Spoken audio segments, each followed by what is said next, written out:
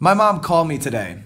She was all worked up because she was offended about this public speaker, this motivational speaker that delivered this message that was totally inappropriate and like the wrong message to the audience of high school kids that he was speaking to.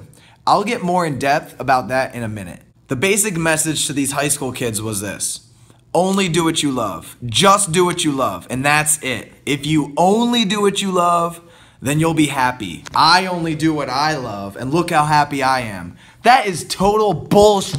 Okay, before I go crazy telling you about it, I just want to deliver the message that should have been delivered in the first place. The idea of a high school student only doing the thing they love is crazy. Do you know how many times you're gonna switch the thing that you love? When I was 18, I struggled with that existential, what's my purpose, what's my passion crap like every single day. I quit my job inside my head and then remotivated myself like 10 times. Listen, today I'm 30 years old. I've worked at so many dumb places. I quit college 3 times and then started my own business.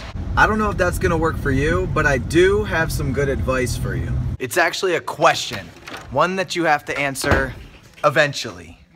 I say eventually because you have a lot of time. Life is long and you're young. So you just need to have patience and ask yourself honestly, what motivates me? A website called lifehack.org lists the 6 types of motivation.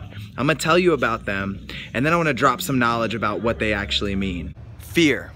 It's like when you're motivated by fear, it's the opposite of a reward. I always associate it with the fear of missing out. When you're young, you struggle with this and it causes anxiety, and you always ask, is this what I want to do for my whole life? Don't be scared, just start doing stuff.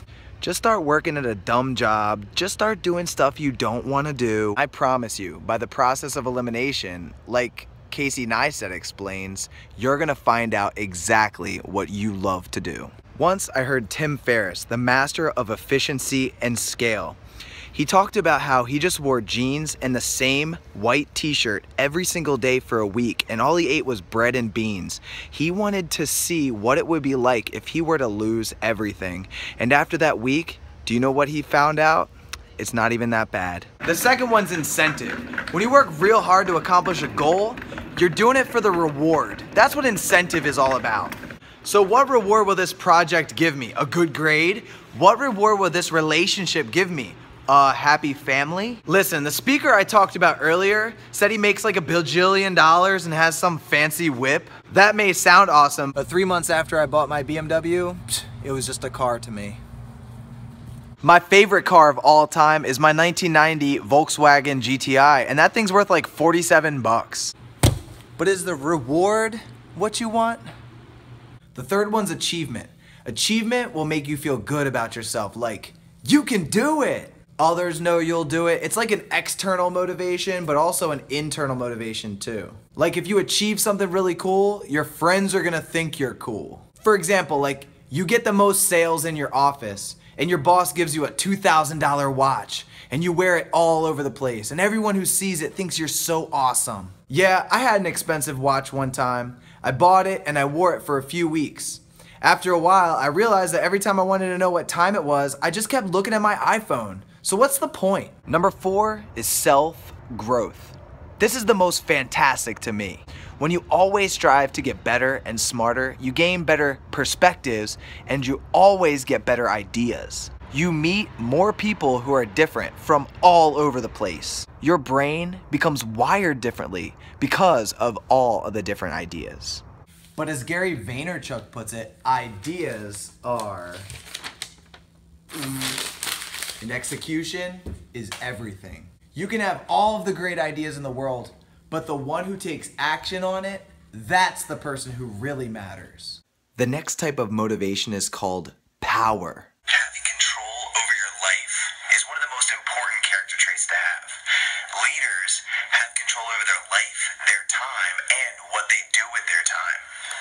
The motivation for power sometimes helps you get that control, but deep down, everyone has the power to control their own life.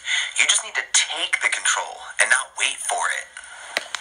When you hear someone always talk about having multiple businesses and making a ton of money, that's not for everybody.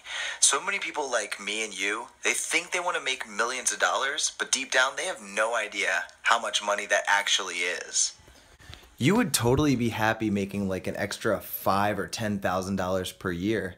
And they say that after you make $75,000 a year, your life doesn't even change that much.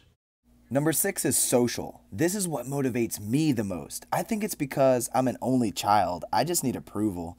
That negative comment that you make on this video is gonna drive me insane. So please just ignore me if you have nothing nice to say. But the motivation to be loved and important to someone, to hear someone say that you've changed their life, that's what motivates me. So when that big head gets up on stage trying to spit a bunch of game, or when that speaker tries to motivate you by flashing his shiny watch or talking about his big house and his fast cars, don't be fooled, be strong. Find out what motivates you and make it happen. Life is too long to settle. You need to think about what you love and figure out a way to do it a lot.